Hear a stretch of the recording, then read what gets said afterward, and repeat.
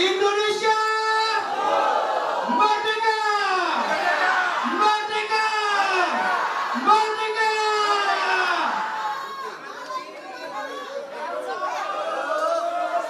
Anja Presiden, depan duduk. Nanti teriak keras kayak gitu kalau di kampung-kampung ya. Jangan di sini, ya. Assalamualaikum warahmatullahi wabarakatuh. Selamat siang, salam sejahtera untuk kita semua. Om Swastiastu, Namo Buddhaya, Rahayu. Merdeka! Beberapa waktu lalu saya di WA oleh Pak Sis Wahayudoso, orang yang sangat saya hormati, pengalamannya sangat banyak, orang yang konsisten dalam garis perjuangan. Terima kasih Pak Sis. Pada saat itu beliau menggagas acara hari ini. Dan dalam diskusi kami juga sampaikan bahwa ada kegelisahan dalam proses demokrasi dan demokratisasi yang selalu kita lakukan. Lalu Bang Balar menambahi, Bang Buki mengingatkan, lalu terima kasih para senior. Jadi Bu Aziza, beliau ini senior saya. Kami juga diskusi sebelumnya dalam ruang tertutup, Pak Nus, Pak Pak dari sana. Kami diskusi dalam ruang kecil untuk kita melihat sebuah proses demokrasi yang sebenarnya sesuatu yang biasa saja. Kenapa biasa saja? Karena ini 5 tahunan terjadi dan kita pernah melakukan. Tapi sesuatu yang tidak biasa dipertunjukkan dan kita semuanya melihat. Ada rasa kepantasan dan kepatutan yang kemudian menjadi pertanyaan publik. Lalu kita semua berpikir, apakah kita akan diam saja? Ataukah kita akan merespon? Respon. Sementara Bapak Ibu, kalaulah kemudian kita melihat Republik ini dilahirkan, darah sudah ditumpahkan, harta sudah hilang, nyawa ada taman makam pahlawan dan tempat yang kita tidak pernah tahu. Itu sudah terjadi. Dari siklus kekuasaan politik dari waktu ke waktu, kita selalu belajar bagaimana pemerintahan itu jatuh bangun. Sementara geopolitik dunia berubah demikian turbulens, multipolar. Banyak negara melakukan reposisi terhadap dirinya. Global climate change menekan, produksi pangan terganggu, sementara dominasi antar negara semua pasti ingin bersaing untuk menjadi jawarannya dan ingin mengatur dunia. Itu pasti akan dilakukan. Saya sedang tidak bicara bocoran debat besok. Tapi besok kita mau bicara ini. Pertanyaannya, Indonesia mau kemana? Saya tidak pernah tahu sampai hari ini diundang di sini, Pak Sis. Saya tidak pernah bermimpi pada soal itu. Tapi yang saya renungkan setiap hari adalah rasanya ini panggilan sejarah. Saya kira saya seperti Bapak Ibu teman-teman yang ada di sini. Saya bukan anaknya orang hebat, tapi orang tua saya begitu hebatnya mendidik saya. Hidup susah itu menjadi tarikan nafas harian saya. Bapak saya polisi, pangkatnya tidak tinggi. Ibu saya di rumah menyelesaikan seluruh persoalan keluarga dengan sangat cemerlang. Kemudian lahirlah anak-anak ini digembleng dalam ketidaknyamanan, harus survive karena dia harus bertahan hidup untuk dirinya sendiri dan keluarganya. Dan di sisi lain, tentu kita semuanya punya cita-cita. Antara lain saya juga punya cita-cita.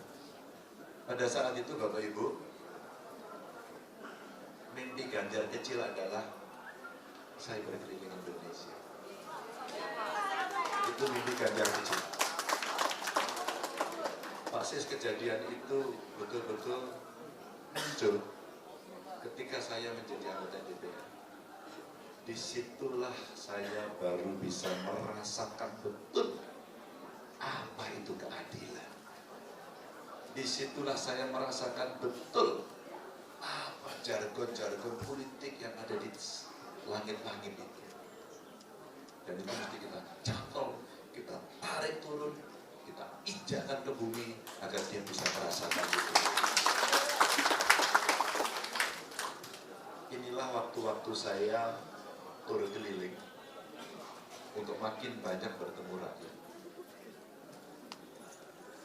Jadi silakan survei dirilis, tapi saya akan bertemu dengan rakyat. Ganjar Mahfud dan seluruh pendukungnya tidak pernah gentar. Yes. Tapi kita harus ketemu rakyat. Kita harus bersama mereka. Dengarkan baik-baik degup jantungnya. Cium bau keringat. Bahwa di sana membutuhkan kita semua untuk memperjuangkan nasibnya. Saya tidak bisa tinggal diam ketika memulai masa kampanye saya harus ke Papua. Dan ditampilkan oleh seorang pendeta Leo, saya ulang cerita ini. Yang dia harus menolong ibu melahirkan. Bapak Ganjar, kami berada dalam ketidakmudahan. Kami tidak punya ilmu itu. Tapi di kampung kami tidak ada fasilitas itu. Dan tidak ada orang yang mau menolong ini dan mampu menolong ini. Yang ada tinggal kami. Bapak Ibu, bagaimana cara menolongnya? Mereka akan membawa ke rumah sakit.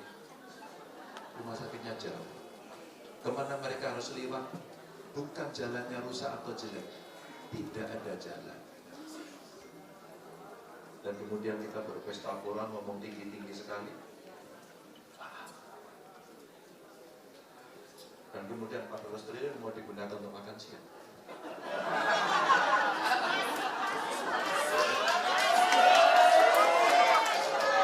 GMNI, alumni GMNI adalah intelektual. Mari kita makin kritis pada soal jargon, pada soal program, pada soal gimmick. Karena di balik politik yang besar, debat yang ditonton, tepuk tangan yang sangat meriah, sebenarnya ada tanggung jawab moral kita untuk melakukan pendidikan politik kepada rakyat. Jangan bohongi rakyat.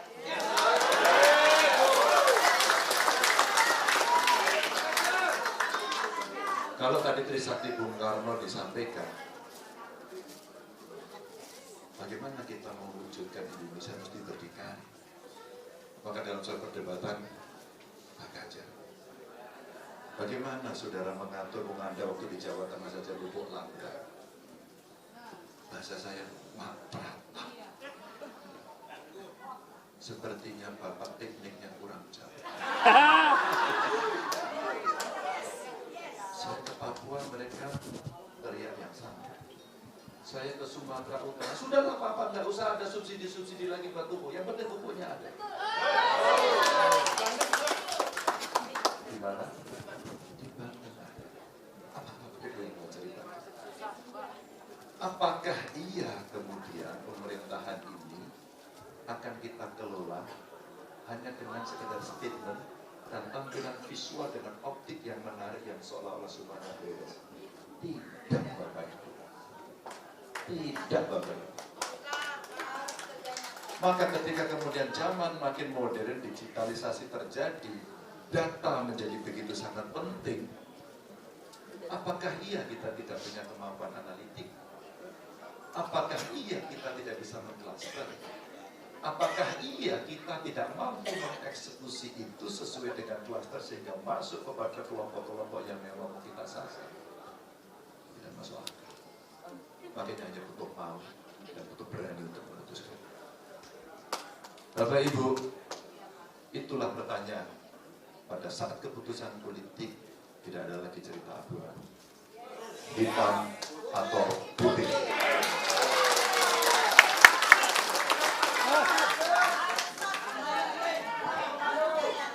Maka ketika kemudian kita dihadapkan pada bonus demografi, PR kita begitu luar biasa. Ingat Bapak Ibu, yang mau kita kerjakan bukan sesuatu yang linear saja. Tidak simetris sekaligus. Dinamikanya sangat keras, gencetannya sangat kuat, dan kita mesti menempatkan diri. Maka kalau cerita Ipolexos Hankam, mari kita cerita lagi. Berdaulatkah politik kita? Mandirikah ekonomi kita? Apakah kita memegang kebudayaan kita? Atau kita cuma mau ngenger saja pada mereka yang ada di sana? Ikut-ikutan saja.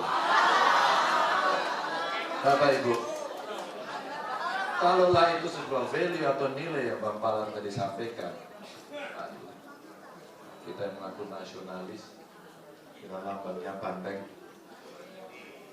Bantengnya ini mengendus, kepalanya miring, tuh tanduknya runcing, dan siap menanduk.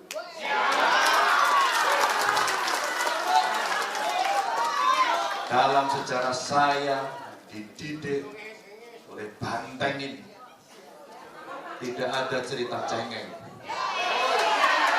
tidak ada cerita nangis dan gembeng. Kalau Anda terluka, maka tanduk Anda yang harus Anda keluarkan.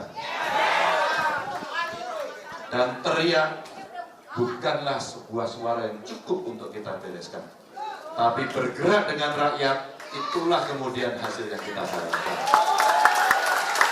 Waktu tidak banyak Bapak Ibu. Maka mimpi besar bonus demografi yang saya katakan tadi, yuk kita dorong yuk. Tidak ada investasi terbaik kecuali sumber daya manusia. Izin, saya sampaikan bahwa 20% dari anggaran pendidikan, APBN, APBD, kalau kita fokuskan, maka anak-anak berbakat kita akan mendapatkan pendidikan terbaik. Maka kalau sektor subsektornya kita siapkan dengan baik, sumber daya alam, kelautan, maritim, terus kemudian perkebunan, belum juga industri kreatif kita tampilkan, anak-anak kita inilah yang akan mengisi. Dan itu bisa kita lakukan kalau intervensi pemerintah strict. Dia betul-betul siapkan dengan dukungan anggaran yang tidak lagi bisa dicenteng ke sana kemari hanya karena kemudian dia berada pada kelompok yang sama. Kalau ini terjadi Bapak Ibu, target kita untuk mengejar 2045 sebagai Indonesia Emas, roadmap-nya kita siapkan sekarang. Maka banyak teman-teman GMI dan dari banyak relawan, saya lihat tokoh-tokoh hebat hadir di sini. Bantu kami dan Pak. Siap. Ada 3 hal yang penting yang selalu saya dengarkan di masyarakat. 1, Pak Ganjar, cari kerja sulit. Cari kerja susah. Di Bekasi saya turun masyarakat, Pak kami untuk bekerja saja harus nyuap 3 juta sampai 8 juta. Anda untuk menjadi pegawai. Yang kedua, Pak Ganjar kendalikan harga kebutuhan pokok. Saya kira yang senior pasti tahu. Ketika IGGI datang dan Winsel Kamdeshu datang dengan gaya angkuhnya, tangannya begini, dan Pak Harto menunduk tanda tangan. Dan saat itulah momentum liberalisasi dahsyat termasuk pangan. Dan hari ini beras pun tidak mampu kita cukupi sendiri. Hari ini produksi bawang putih kita makin menipis dan impornya makin menebal. Dan hari ini laut kita yang luas belum bisa kita apa-apakan. Mesti kita genjot betul. Improvement yang dilakukan terus menerus, tapi akselerasi gerak cepat yang satsep tidak terjadi. Ini yang kita lakukan. Maka Bapak Ibu, yang ketiga persoalannya adalah pemerintahan bersih dan anti korupsi. Ini sudah nilai yang tinggi. Saya tanya masih dengan para pengusaha, apakah kalau kepastian hukum kami berikan, Anda berada dalam ketakutan? Tidak, Pak. Tidak, Pak. Kami butuhkan kepastian. Maka tolong kami pengusaha yang sudah mengikuti tax amnesty, jangan diopo-opo. Tolong. Kalau kami investasi, berikan kemudahan, ease of doing business. Tolong percepat kami karena kami ingin membantu. Bukan dipenggal, dipungli, dikorupsi, dipersulit, dan akhirnya ekonominya berbiaya tinggi. High cost ekonomi. Bapak Ibu, kami berkeliling di seluruh Indonesia. Saya ceritakan ini kepada Bapak Ibu. Itu PR besar. Siapapun yang menang besok, Bapak Ibu, tidak semudah yang kita bayangkan. Saya berharap betul yang hadir hari ini adalah relawan sejati. Saya harapkan betul ketika kemenangan itu terjadi, Anda percaya kepada kami.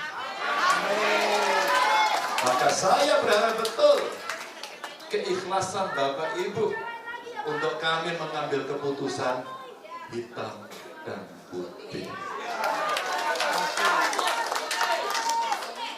Mohon maaf kalau yang ada di barisan depan, belakang, kiri, kanan, mungkin tidak akan menjadi komisaris.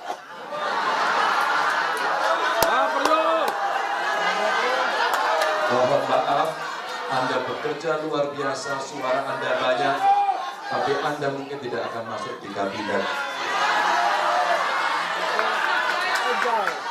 Bapak Ibu, saya sampaikan ini karena hari ini saya coba merasakan, ya Allah, apakah ini panggilan sejarah buat saya? Jika menjawab ini, ya mudahkan, berikan petunjuk. Jika tidak, berikanlah yang terbaik. Dan insya Allah pertemuan adalah pertemuan yang terbaik. Merdeka! Assalamualaikum warahmatullahi wabarakatuh.